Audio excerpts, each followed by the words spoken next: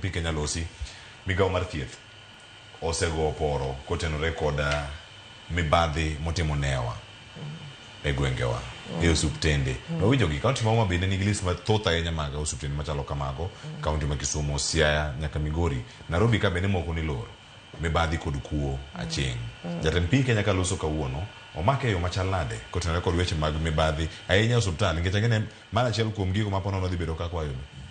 Cleopas ing'eni kaka Oscar wacho kamedo kanyo inyalo yudo ni koro kanyocha ka maybe dwe mokadho cha ng'ato nokelo chenro makamano modhi oyud ji gi kansa ma ji odok.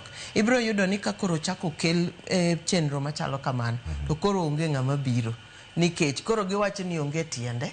Ere tiende mondo adhi kendo be inwang'o ka jothurwa aparo ni wan joma Nyasaye bende nomiyo chir moro. Iwacho ka koro ng'ato wacho ni gima ok ang'eyo ok chanda.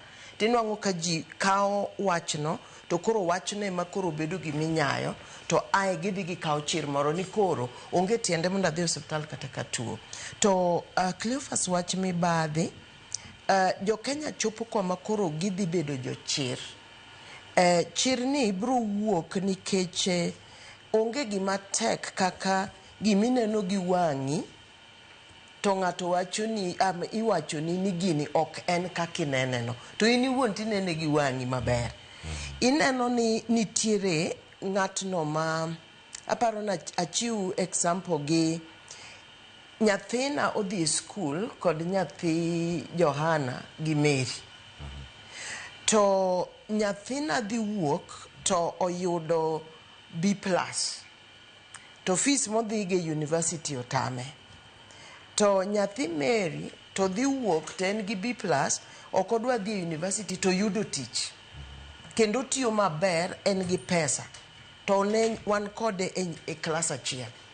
Koro ipenjori ni to kiwacho ni tich onge Kenya ka, to nyathini endie to yudo tich kanye. Ae inwang'o ka rowere koro dhi neno adier chutho ni nitie mibadhi. Tae gibedo jok ma koro gimoro amora ma koro itimo to gi onge kod adiera e kuom jotelo. Koro kati bed jatelo maber ma koro wacho adier, koro ing'e kaka tinde korwa nitie wach moro ni walo.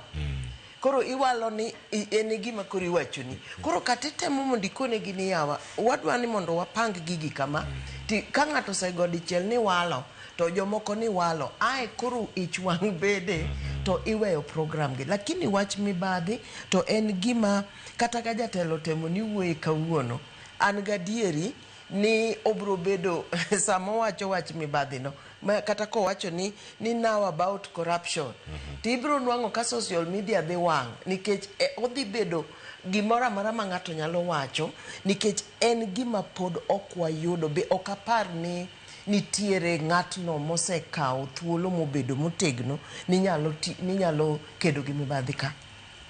Nikech mibadhi en gima sani modonjo nyaka e gwenge, modonjo nyaka kuonde duto, kamoro amora tani nitie mibadhi.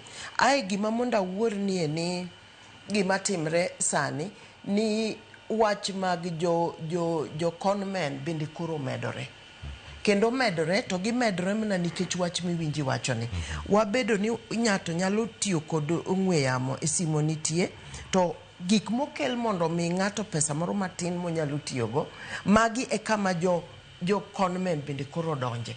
Koro idhi nwang'o ka ng'ato oluor, ok inyal tiyo gi simbi e yo makare, ok inyal geno kuom jotelo. Ae gima ok aluor wacho ni kama ne ji nyalo ga dhiye to podhe to yude konyruok ma iluongo ni kuonde mag lamo, bende ma koro mibadhi koro donje, ma koro wachalo jok ma nyocha nadhi dala ndalo moko to okona ni wan tinde watiyo gi yo mar konyri kendi. Koro idhi yudo ka ji duto owe gimoro amora moko badhogi, nikech chal ka gima onge ng'at ma ni kod adiera ni odwa ketho wach mibadhi. Kata gimoro amora ma ng'ato nyalo wacho sani wach mibadhi Cleophas, onge ng'ama bro bedo kod adiera go.